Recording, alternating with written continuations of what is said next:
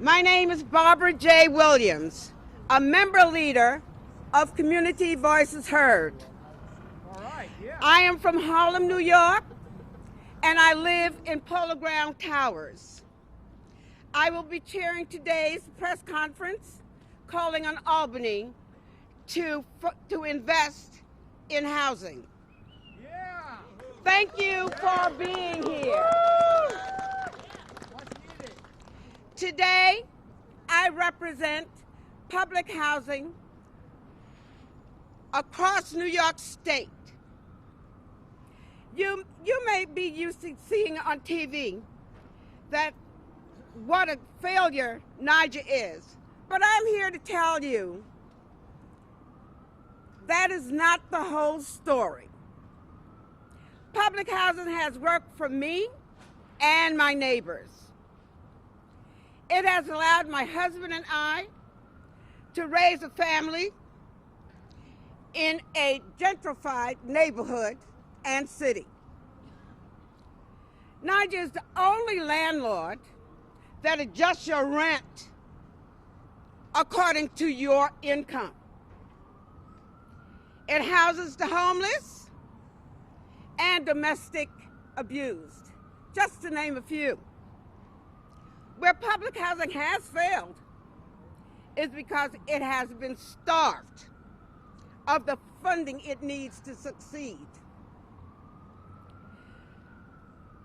And by putting no money in his executive budget, Governor Cuomo is telling us that he wants public housing to fail. But we're here to tell him that's not happening. It ain't happening. It ain't happening. It ain't happening. If my home is to be saved, the state, the city, must build off the success of recent investments and invest deeper.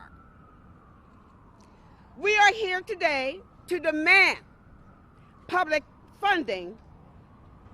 We're here today to demand public housing be fully funded across the state, and that Governor Cuomo put down payment of $3 billion toward that in this year's budget. Thank you again. And now we're going to hear from our speaker, Mr. Corey Johnson. I want to thank Miss Barbara Williams for that introduction and for her really passionate remarks today and her advocacy on behalf of public housing residents. She is a public housing resident, as you heard, and she's also a really important member of Community Voices Heard. And we love CVH because they do so much advocacy and work on behalf of public housing residents across New York City. I want to acknowledge, I'm not sure she's here yet, but I want to acknowledge the chair of our Public Housing Committee, Councilmember Alika Ampry-Samuel, who herself was raised in public housing. I want to thank my good friend Judith Goldner from the Legal Aid Society, David Gaynor from Vocal New York, who we love. And I want to just say that public housing is personal for me. My family moved into a unit of public housing. There were 12 units in the town that I grew up in, 12 units of public housing, and my family lived in one of those 12 units of public housing from when I was 9 years old until I graduated high school at 18 years old. My mom was my lunch lady at school. My father was a truck driver, and public housing gave my family a chance to succeed. It meant that we were able to live in a town we otherwise wouldn't be able to afford to live in, and it allowed my sister and I to go to a good school. And as Barbara said, our rent was adjusted based off of my family's income on an annual basis, which provided my family greater housing stability. And I'll say that the public housing that I grew up in is nothing like the public housing here in New York City, because the public housing that I grew up in was fully funded, and it was not in bad condition. There was not lead paint, there were not leaky roofs, there was not vermin infestation, there were not unsafe conditions. But shamefully, Those conditions that I just mentioned are the conditions that public housing residents, over 400,000 New Yorkers that call public housing home, those are the conditions that they have to deal with every single day. That ain't right. That ain't right. That ain't right. And NYCHA residents, I think from what I've heard, are sick of hearing promises. They want money. They want leadership. They want real management. And they want results. Promises don't fix boilers. Promises don't patch leaky roofs.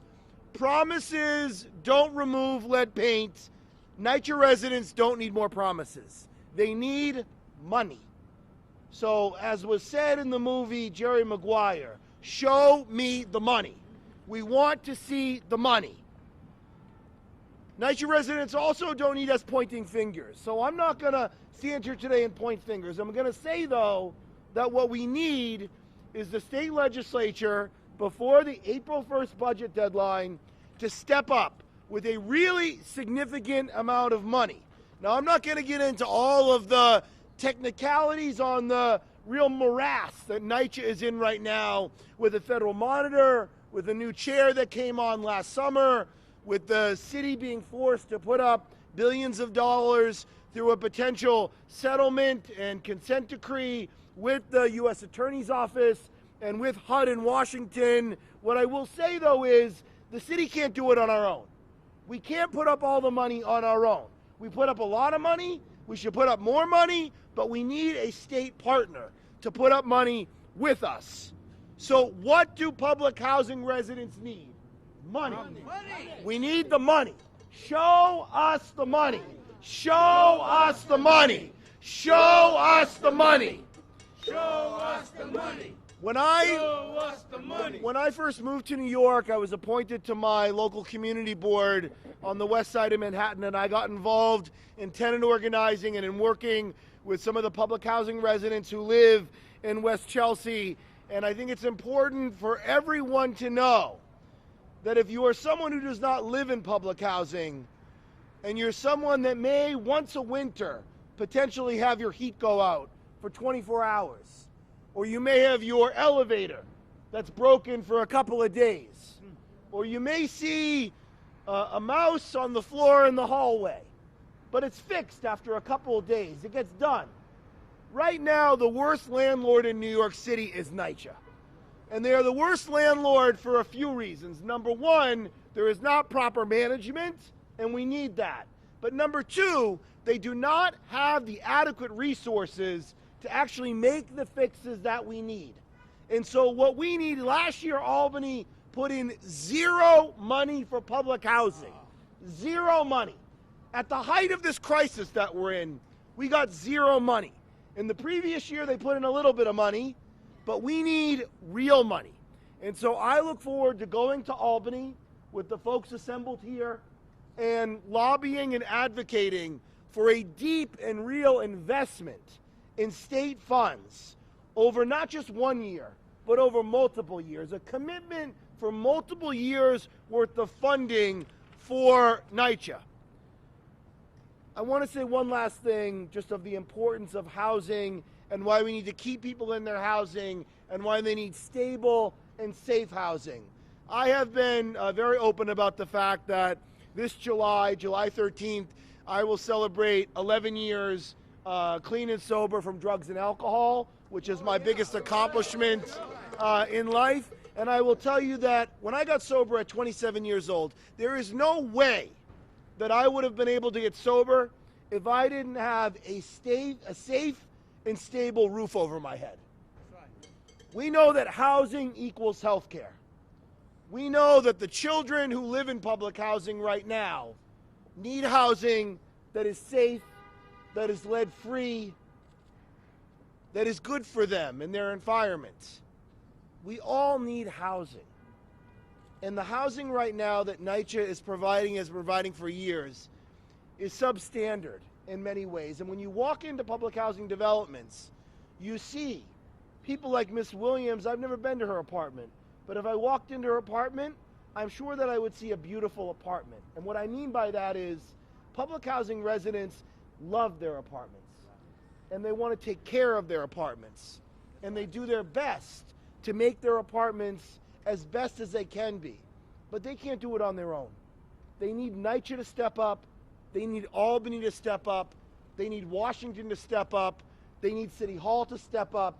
And they need all of us to step up together to deliver the money, to get the resources, to get us out of this crisis. And I look forward to advocating with everyone here for a multi-year commitment for public housing residents so that we once and for all finally fix these intractable issues that have plagued public housing for too long. So we know that housing is a human right.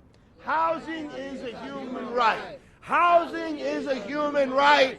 Housing is a human right. And I want to thank Councilmember Adonis Rodriguez for being here today.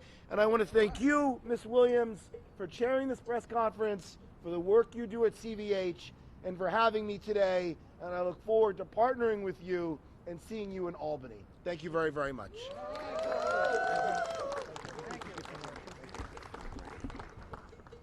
Thank you, Mr. Speaker.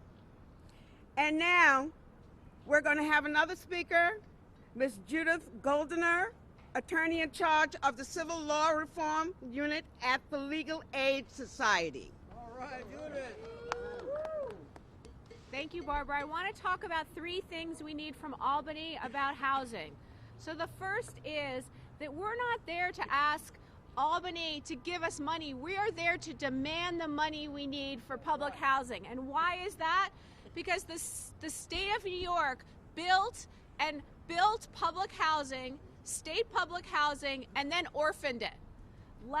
Public First gave those state developments not enough money to run for capital and operating, and then under Governor Pataki gave no money at all. And what is owed now for those developments is billions of dollars. So we are not here as supplicants saying it'd be nice if you gave it to us. We are here to say you owe us this money and give it to us now. We demand money. We also want to say about supportive housing. The governor promised 20,000 units of supportive housing. And guess what? He has not funded 14,000 of those units. Units that our homeless brothers and sisters need to survive. We demand, give us what you promised. Give us those 14,000 units. It's not enough to give us a few crumbs. We need the whole package. Lastly, we are calling for a $500 million voucher program in order to house people who are homeless and at risk of homelessness. If Connecticut can do it, so can we. Why are we letting Connecticut lead the way in housing its homeless, and we are not doing anything as a state? So we need those 3 things. We need billions of dollars for public housing statewide. We need our 14,000 units of supportive housing, and we need $500 million to do a voucher program to make sure that our homeless and people at risk of homelessness have somewhere to go. And now is the time. We can't wait anymore. Thank you very much. Thank you. Thank you. I'd like to take this time to thank a few other people who's here. I'd like to thank Goals for coming out today. Tenants Pat, who's here in the crowd. Met Consul. And Make the Road. Make some noise, people. You're here. Let the voices be heard. We're here. All right. That's what I mean. And now we're going to move forward with our council member, Ms. Alika Ampry-Samuels. Good afternoon, everyone. I'm just rushing over here, and I'm a bit like just excited and angry and just full of emotion because I'm just thinking back to when I first read through the state budget. 3 words came to mind for me looking at the state budget. The first was disappointed. The second is disrespectful. And the other is disregard. And I use those words because, one, I was totally disappointed when I read through the budget. Disappointed because every single year, residents of public housing are standing here with feels like begging for funding that should already be in the budget from the beginning, not something that you have to negotiate. You should not have to negotiate for basic, decent housing in the state of New York or the United States of America. Then I think about the word disrespectful. Disrespectful because when you do not include residents of public housing in a state budget, is because they are being totally disrespected. It is disrespectful to negate your responsibility to public housing residents. Then I think about the word disregard. It's a total disregard for human life and human decency. So when I walked over, I was feeling emotional because it's always emotional for me because it's a no-brainer. It's a no-brainer to just do the right thing, which is fund public housing at an adequate number. We should not be standing here demanding and begging and this and that for people to just be able to live in clean, affordable, and decent and safe housing. And when I look at the budget and think about NYCHA, I also think about Buffalo Public Housing. I think about Rochester. Our families across the state are going through the same thing, the same disrespect, the same disappointment, the same disregard. So I stand here with my speaker and my colleagues and the residents of public housing to say, do the right thing and fund NYCHA, fund public housing as it should be. Thank you. Thank you so much. Thank you. Thank you, Councilwoman. Thank you. I'm sorry, I did overlook a group that is here that I didn't, and please forgive me for not saying it, but New York Community for Change. Yeah. All right. So sorry about that, ladies and gentlemen. And now we'll be hearing from Mr. David Gaynor, member of Vocal New York.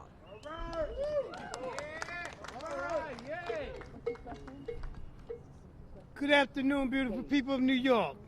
My name is David Gaynor, and I want to thank you for letting me speak today. I've been homeless for 12 years, and I have found this problem exists everywhere.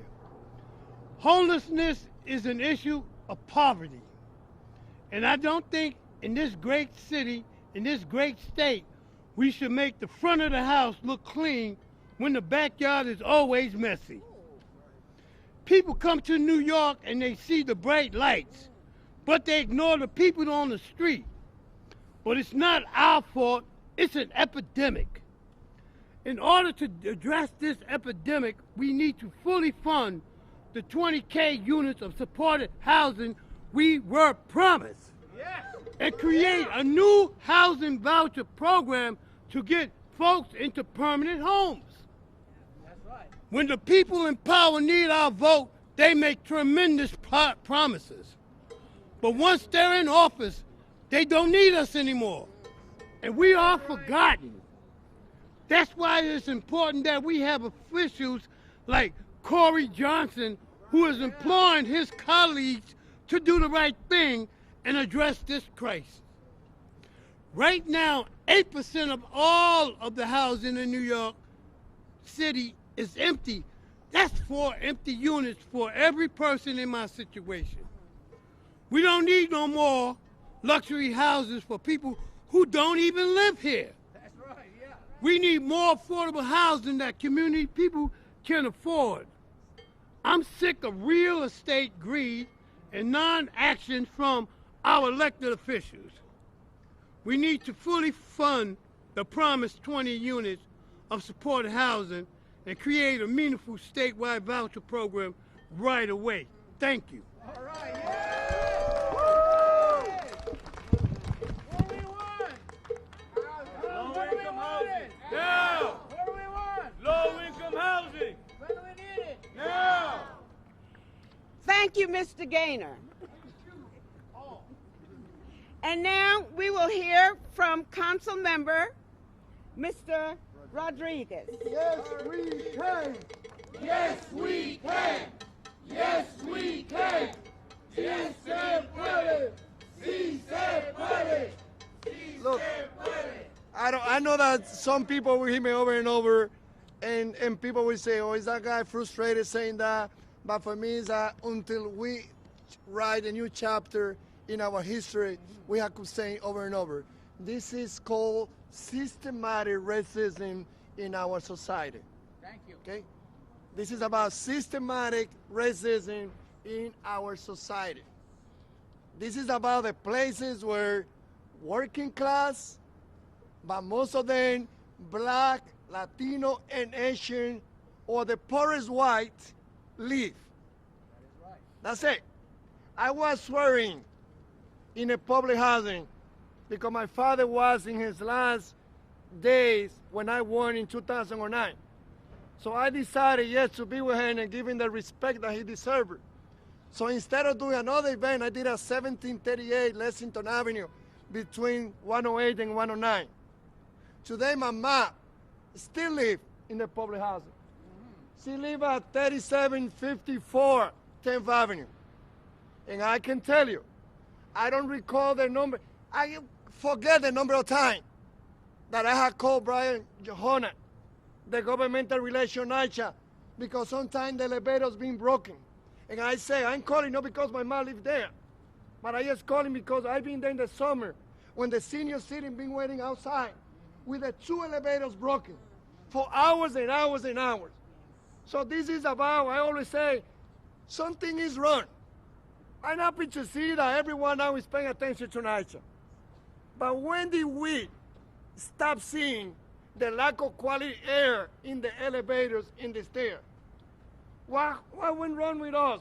Those in the elected official, the public and private sector, the media, knowing that this thing been happening for decades. However, people living there, hard-working individuals, they never gave up. And they've been fighting for themselves, they've been fighting for their family, they've been fighting for the face of New York City. It is a shame that the most wealthy city in the whole world have 100,000 of people living in condition, a lot of lead paint, elevators broken, you know, the quality in the stairs. Walk one day and you smell the air in many of the stairs. It will never let that happen in the middle class or the upper class community. So for me, it's a personal commitment to say, I'm fighting for my mother. I'm fighting for the senior citizens who live in the diamond houses. I'm fighting for our people. You know, many of the children there, they will be the next lawyer. They will be the next engineer. They will be the next elected official. So let's get the money done. Let's fight at the national level, because it has been a federal irresponsibility to throw yes NYCHA without funding NYCHA. But let's not just wait for the federal government to do their part. Let's pressure the federal government to invest in our public housing, but let's also push our partner here in the city and the state to put all the public data that we need. Si se puede, luchemos, porque nuestra gente trabajadora se merece vivir en vivienda decente. Gracias. It's a right. Fight, fight, fight. Housing is a right. Fight, fight, fight. Housing is a right. Fight, fight, fight. Housing is a right. Fight, fight, fight. Housing is a right. Fight, fight, fight. Housing is a right. And thank you, Councilman Rodriguez. Thank you so much, sir. And now, we're going to open the floor for questions. So, any questions? We have this lady. So this is a question for all of you, including the 2 councilmen, Council Rodriguez and Councilwoman. 2 years ago, Governor Cuomo came to New York City and made a huge tour of various NYCHA apartments, and looked at mold and rats and peeling paint, and said, "This has no place in our state." That was 2 years ago. He promised to do something about it. It's 2 years later. Has he kept his promise? Please, all of you, please answer. We didn't hear the question. So the question is, 2 years ago, the governor did tours of And the he developments went and into made apartments. promises he went based into on... apartments. He said, the peeling paint is terrible. Yes. The rats are terrible. the lack of elevators is terrible. So we know all the issues that are plaguing New York City public housing. And the issue is he did allocate funding, but was it enough? It's one thing to say, okay, well, let me just give you a few dollars. But the few dollars, is it just to keep people quiet? Just to shut us up for a little bit of time? Just to say that I did something and put the responsibility on other city agencies or the federal government? No, that's not fair.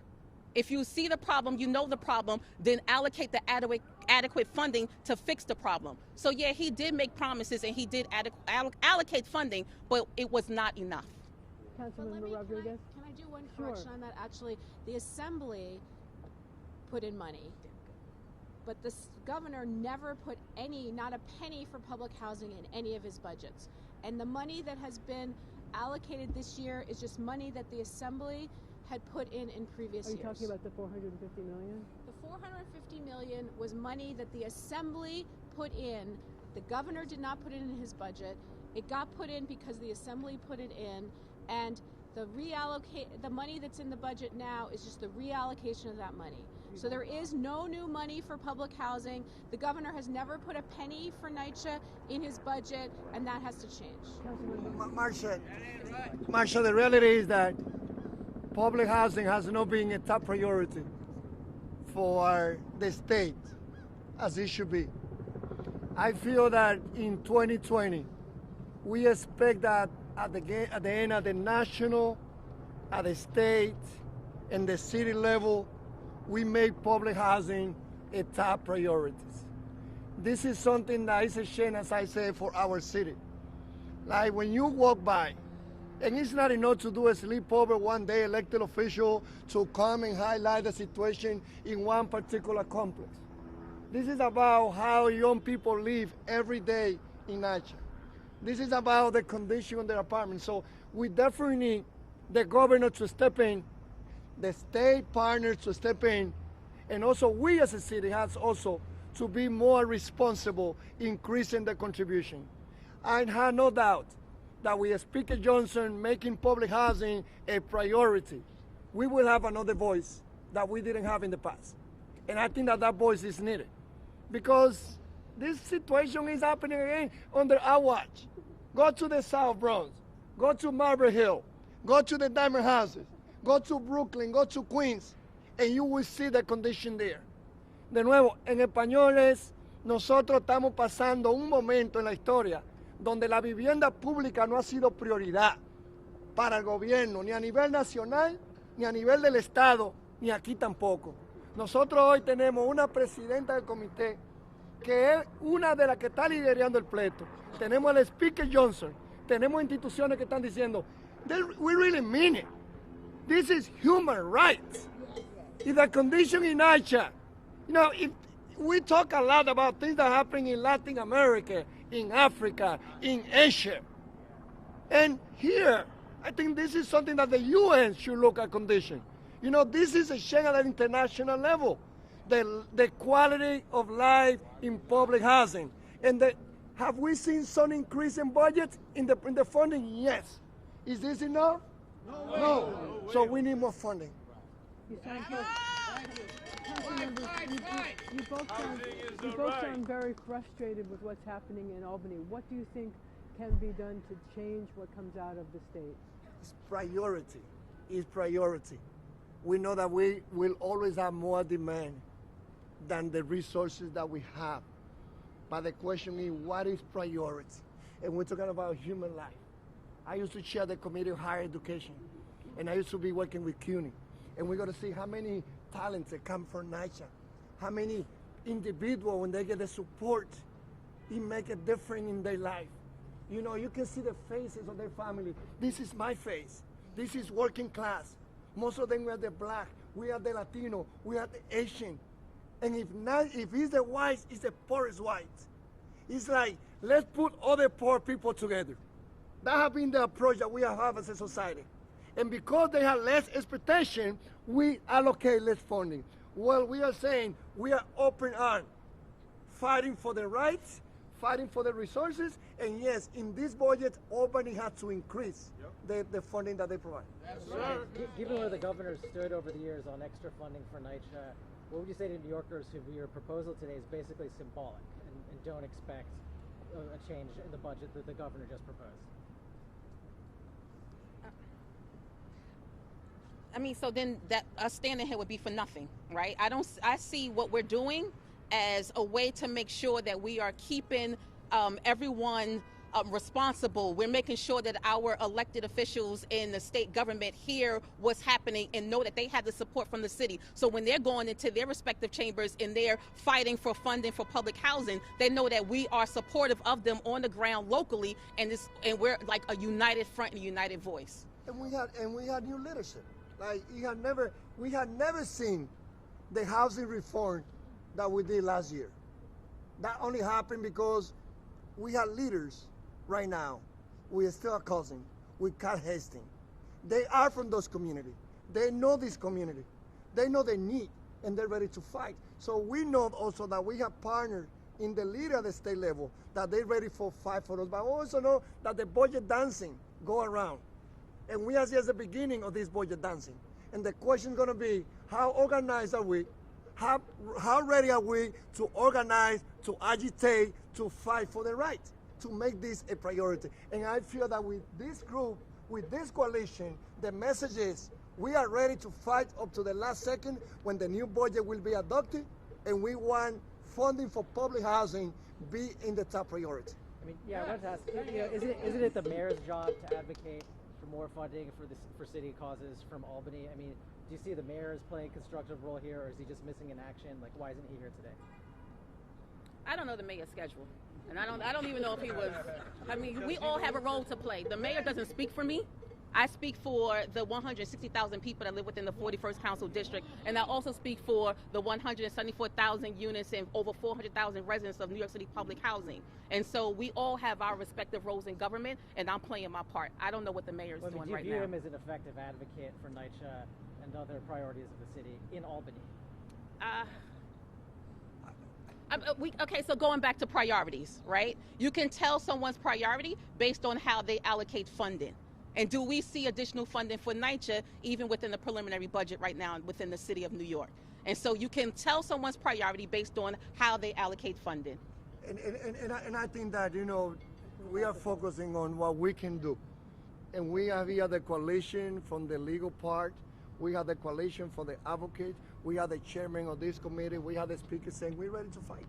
I got to say that, being as a council member that I have been for 10 years, I lived my first 4 years with another mayor. And I know I can compare how we were before. I can compare how we were in this administration. And as New Yorkers, we always have a strong opinion. As New Yorkers, we always want more, and we should. But have we made progress in this administration compared to the previous one when it comes to us? And yes. Is it enough? No. We need more. I live what it is, and no one will be the voice of my mom and my family who live at the 13th floor in 37 in the diamond houses. When I called in a Friday evening because the water was not going through the bathtub, and what we have for NYCHA was she had to wait for Monday. We're talking about like 2-3 years ago. We got to wait for Friday to Monday to send a thing and repair. So now I can say we have seen an increase of funding at the city level. We need more, but most important in this coalition is focusing today, demanding that the state increase the contribution and look at housing as a public right, as a human right. Do you guys have a particular number in mind? Have you agreed on a number? Yes, the coalition is asking for $3 billion statewide, of which $2 billion would go to NYCHA and $1 billion would go to the housing authorities across the rest of the state who are also in dire need of funding. $3 billion in addition to $500 million for the vouchers and more money for supportive housing. So it's $3 billion just for the NYCHA. Yes. Statewide. And that's to start with. That's just the down payment. Oh yeah, $40 billion.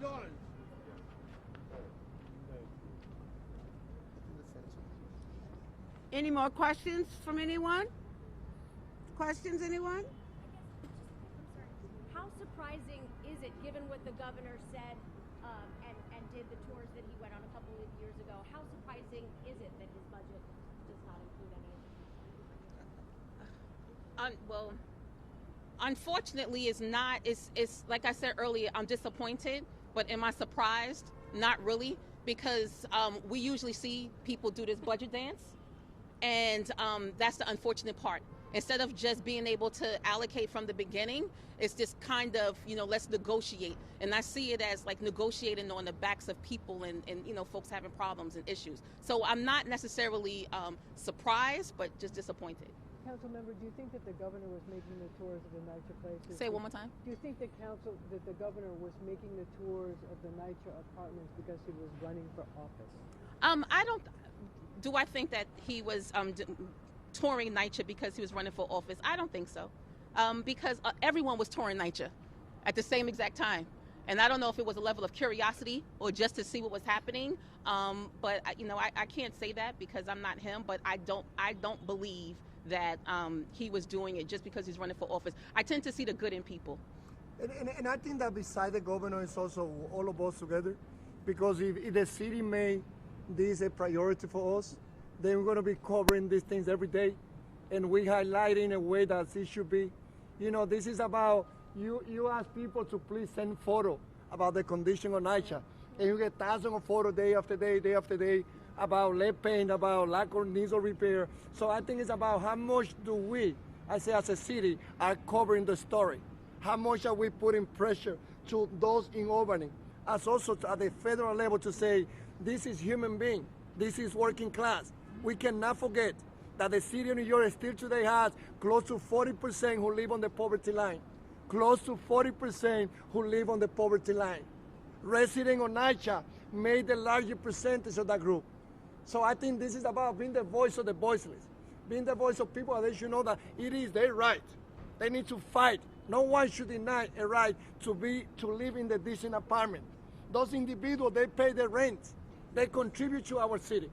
And we have failed today. So for me, yes, the governor, this is not the only line that they left out. The state did not put money neither for the English language learning students, who made 50% of the Latino student population at the New York City Public School. So we need to highlight different areas. But if families don't have a decent place where to live, it makes it so difficult for them to raise the children. So I think that let's embrace it. The governor should do it. He can do better. We have partnered there too. But I call for all New Yorkers from the public and private sector to make 2020 investing in housing the top priority. All right, yes. Thank you. Fight. Public housing is a right. Fight. Public housing is a right. Public housing is a right. Fight. Public housing is a right. Louder. Fight. Yes, we can. Yes, we can. Yes, we can. Yes, we can. Yes, we can. Sí se puede. Sí se puede. Sí se puede. Sí se puede. Okay, and we have another question from this young lady. So when the governor has committed funding previously, he sort of characterized it as NYCHA is not a state responsibility, but I'm going to get funding because the situation is so dire. How do you respond to the characterization that NYCHA isn't technically a state responsibility? That's completely false. NYCHA is a state-chartered public housing authority set up by state legislation. And as I said before, there's a number of developments that were built as state public housing that the state walked away from, and that the state has an obligation to give us that money back, and it's billions of dollars at this point. So we totally reject the idea that the state has no obligation here. I mean, should we stop paying state taxes? Are there any other questions? Any other questions? Thank you very much. What do we want? When do we want it? Now! What do we want? Funding. When do we want it? Now! What do we want? Funding. When do we When do want it? Now! What do we want? Funding! When do we want it? Now! Thank you so much, everyone, for coming out.